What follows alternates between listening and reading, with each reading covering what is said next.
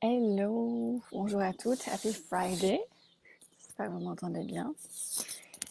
Aujourd'hui, je vais parler d'un sujet absolument fascinant, qui est la reprogrammation cellulaire. Donc, c'est ce que je fais, on peut l'appeler de plusieurs façons, transformation des croyances profondes. C'est ce que je fais avec la thérapie de transformation que j'utilise, donc qui est une technique où on passe sous hypnose et on va aller chercher la racine des croyances profondes en faisant en fait, en revenant sur les scènes de notre vie qui sont à l'origine. Donc spécialement aujourd'hui, je voulais parler justement de ce qui se passe de la vie intra-utérine jusqu'à à peu près 2 ans. J'ai eu plusieurs séances récemment où justement on est revenu sur des moments de cette vie-là et je voulais partager avec vous parce que je me rappelle que c'était un sujet au début, avant que je me forme, qui me semblait un petit peu difficile à comprendre. Quel était le lien en fait entre cette vie avant 2 ans et nos croyances et la vie d'adulte. Donc en fait, ce qui se passe, ce qu'il faut comprendre, c'est qu'aujourd'hui, notre disque dur interne, ça n'est qu'une accumulation de couches d'expériences, de vision du monde, de croyances que l'on s'est formées par rapport à notre vie, à toute l'expérience qu'on a accumulée. Et principalement, ce disque dur, il est nourri de ce qu'on a vécu de 0 à 7 ans, on va dire, même jusqu'à 15 ans. Donc fondamentalement, tout ce qui a été imprimé à l'âge très jeune, c'est fait partie en fait vraiment des programmes de notre carte mère et qui sont venus s'ancrer à chaque fois que quelque chose s'est répété, en fait, c'est devenu plus puissant. Donc quel est le lien aujourd'hui entre des problématiques qu'on peut avoir à l'âge adulte?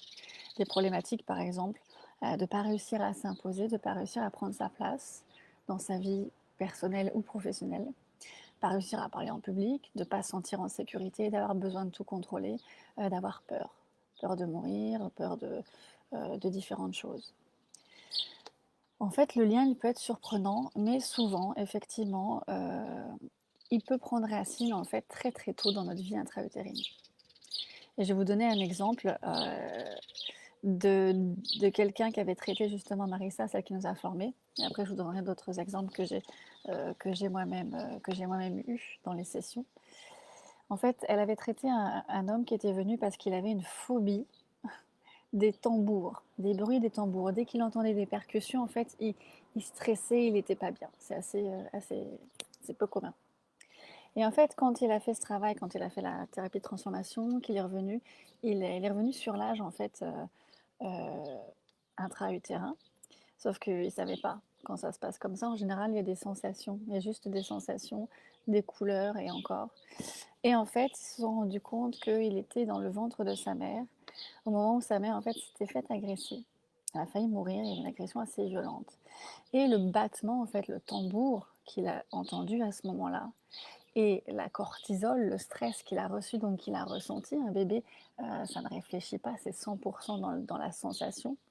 Mais en fait, l'association qui a été faite à ce moment-là, c'est le bruit du cœur de la mère, donc un très très très grand battement, avec une très très très forte dose de cortisol. Et donc cette personne avait grandi avec cette programmation interne. Et tout au long de sa vie, à chaque fois qu'il y a eu des bruits en fait, qui ont ressemblé justement à un battement de tambour, ça a réveillé, ça a reconnecté, réactivé quelque part cette programmation. Et c'était de pire en pire en vieillissant. Parce qu'en fait, notre cerveau apprend par répétition, par émotion et par répétition. Donc plus on répète quelque chose, plus on vieillit, plus nos comportements difficiles ou nos croyances négatives s'amplifient. Donc, en fait, ce qui se passe, c'est qu'en dessous de 2 ans, le cortex préfrontal, qui nous sert justement à raisonner, à commencer à réfléchir, n'est pas mature.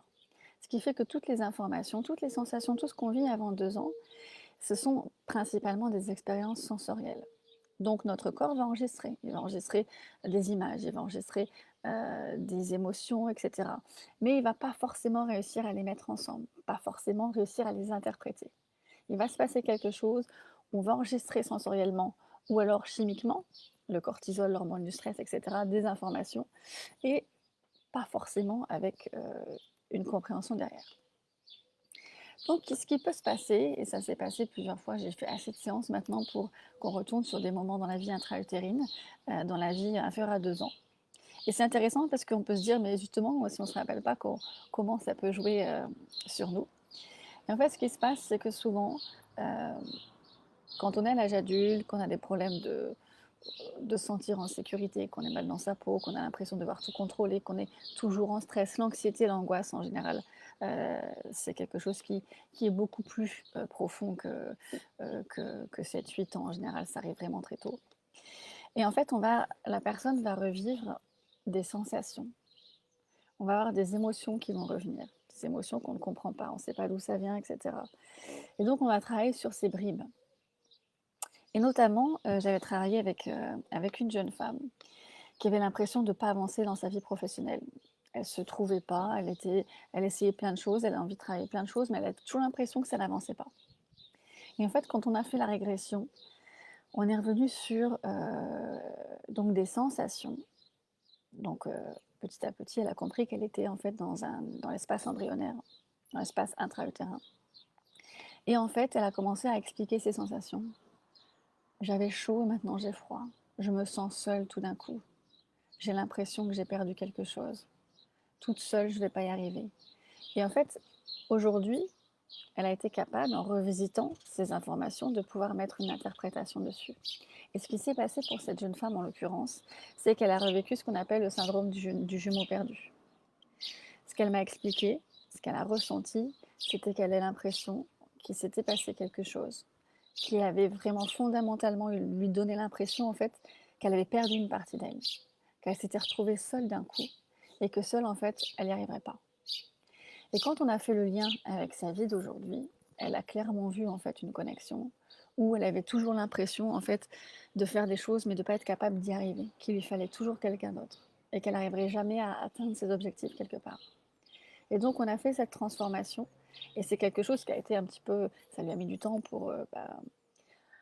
c'est quand même quelque chose d'important de se dire, effectivement, il s'est passé ça. Donc, ça a mis du temps pour elle pour digérer tout ça, pour intégrer.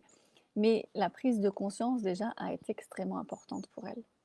De faire le lien, de prendre conscience d'où venait, en fait, cette difficulté, que ce n'était pas quelque chose qui était intrinsèquement un manque de capacité ou quoi que ce soit. Et avec cette transformation, l'audio qu'elle a écouté, etc., elle a réussi à aller de l'avant. Souvent des peurs, j'ai travaillé avec une personne récemment sur justement une peur, une grosse anxiété. On est revenu sur des sensations aussi, purement des sensations.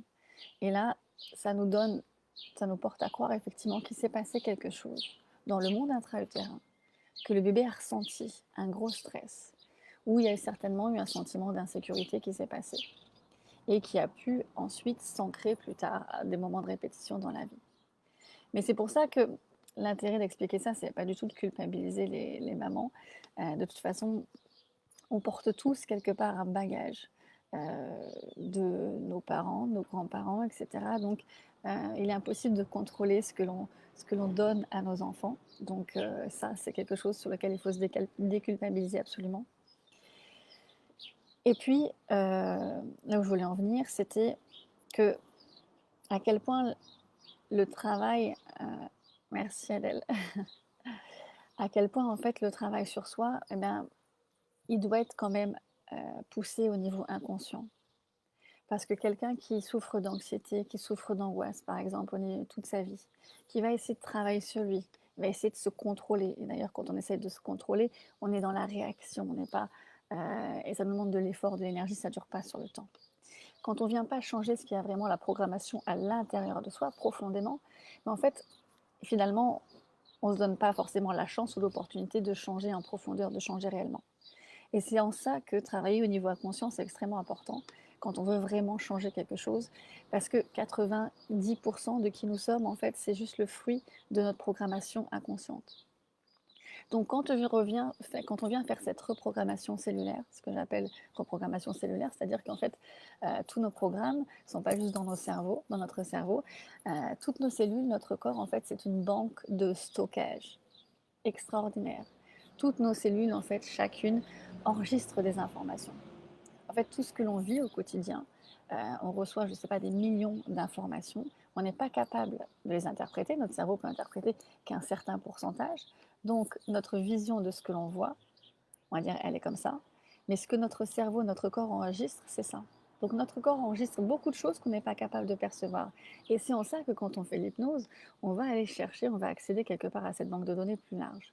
C'est pour ça qu'on va pouvoir accéder à des informations dont on ne se rappelle pas, ou des détails, ou des moments qu'on a oubliés. Parce que notre mémoire vive aussi, elle n'est pas capable d'enregistrer ou de garder toute notre vie jusqu'à tous les moments de notre vie, depuis notre naissance jusqu'à aujourd'hui. Donc on va garder forcément notre cerveau, en fait, un mécanisme de sélection. Il va garder en tête principalement ce qui nous a beaucoup touché, les émotions positives ou négatives, ce qui nous aide pour notre survie du quotidien et ce que l'on répète tout le temps. Est-ce que vous vous rappelez de ce que vous avez mangé mardi dernier au petit-déj? Certainement pas. À moins qu'il y ait eu quelque chose de spécial. Si vous étiez avec quelqu'un, si vous avez reçu un coup de fil, si vous avez lu quelque chose, une émotion qui va faire que vous vous en souvenez. Sinon, vous n'en souviendrez pas. Néanmoins, c'est stocké quelque part. Donc, ce travail-là, il est essentiel si vous voulez travailler profondément sur vous. Et c'est aussi important de vous dire, voilà, de 0 à 2 ans, vous ne vous rappelez certainement pas de ce qui s'est passé, vous ne pouvez pas vous en rappeler. Mais votre corps, lui, se rappelle. Des émotions qui ont été vécues très jeunes, en fait, elles sont toujours là. Et c'est absolument fascinant à chaque fois que j'ai une session où on fait une régression, où on tombe sur justement une scène avant 2 ans. C'est fascinant aussi l'interprétation et l'image qu'on en a. Des femmes se voient, elles me disent je me vois, je suis bébé, je dois avoir 6 mois, je suis toute seule ici, je suis dans mon couffin, etc. Je suis dans le parc. En fait, c'est absolument fascinant tout ce que l'on peut voir, toutes les choses sur lesquelles on peut revenir. Le monde intra-utérin. J'ai eu une personne, une fois, ma cliente qui a fait cette régression avec le jumeau perdu, qui a vu des images qui n'étaient même pas de sa propre vie. Donc, après, libre d'interprétation à qui vous voulez, à ce que vous voulez, pardon, mais c'est juste pour dire en fait la puissance de ce travail-là et de prendre conscience à quel point finalement notre partie consciente, ce que l'on voit, ce que l'on entend, notre réflexion, elle est extrêmement petite par rapport à tout ce qui nous guide derrière, tout ce qui nous drive. On est un petit peu comme l'écran de l'ordinateur, sauf que celui qui dirige vraiment l'ordinateur, c'est le disque dur derrière. L'écran, il est juste là pour montrer ce qui se passe, mais ce qui dirige vraiment, c'est notre inconscient, et ses programmes, et son disque dur, et sa mémoire, etc. Donc voilà, c'était le petit live que je voulais faire par rapport à ça, pour un peu sensibiliser sur l'importance et surtout sur à quel point on peut revenir très tôt dans notre vie sur des sensations, des expérimentations qui vont avoir le pouvoir de nous contrôler quelque part toute notre vie. En bien, si très tôt on a eu cette sensation de bonheur, de quiétude, et en moins bien, si très tôt on a pu expérimenter des émotions de stress ou des événements qui ont pu nous laisser penser qu'on n'était peut-être pas assez aimé, qu'on n'était peut-être pas assez importante ou qu'on n'était juste pas en sécurité. Et ça, en général, je vous dis, les angoisses, les difficultés, le besoin de contrôler, c'est souvent nourri par une sensation de ne pas être en sécurité dès le plus jeune âge. Ensuite, effectivement, si pendant la vie, si le reste en fait de votre vie, si vous avez eu peut-être un sentiment d'insécurité tout bébé, mais qu'après ça ne s'est pas reproduit, alors la croyance quelque part, elle meurt. Elle meurt ou en tout cas elle devient plus petite. C'est la répétition de cette croyance qui va faire que dans votre vie ça va s'ancrer ou pas. Donc c'est pour ça, on ne culpabilise pas pour ce que notre enfant va pouvoir ressentir du monde intra-utérin jusqu'à 2 ans, parce que quelque part après, c'est l'expérience de sa vie qui va faire ou pas par la répétition que cette croyance va prendre plus ou moins d'importance. Donc voilà. Si vous avez des questions par rapport à ça, si vous êtes curieuse, je vous invite à me poser des questions. Si c'est quelque chose, s'il y a vraiment quelque chose sur lequel vous voulez avancer, que vous sentez qu'il y a besoin d'une transformation profonde, et si vous êtes curieux justement de vivre cette expérience, parce que c'est une expérience en elle-même. C'est un voyage, en général les gens me disent c'est un vrai voyage émotionnel, ce sont des montagnes russes. On refait quand même un voyage dans le temps, un voyage en arrière. Des fois on revient juste sur des scènes entre 12, 15 ans ou un peu plus tard. Enfin juste. C'est toujours quand même intéressant parce que le partage en général des personnes, et je sais pour l'avoir fait, c'est que quand on revient dans les scènes, on revisite avec l'émotion qu'on avait à ce moment-là et qu'aujourd'hui, à l'âge adulte, on a oublié. Et c'est souvent ça qui est le plus important, c'est de se dire, mais cette scène, elle est anodine à mes yeux, Mais quand je la revisite avec l'émotion qui a été enregistrée à ce moment-là, mais l'émotion, elle est hyper importante. Parce qu'à ce moment-là, l'émotion que j'ai ressentie à l'âge où je l'ai vécue, pas à l'âge adulte, à l'âge enfant, eh ben, c'était énorme. Et c'est en ça que c'est important d'aller revisiter, d'aller réencoder quelque part nos programmes cellulaires. Donc voilà, je vous souhaite un joyeux vendredi. Si vous avez des commentaires, surtout, n'hésitez pas. Bonne journée.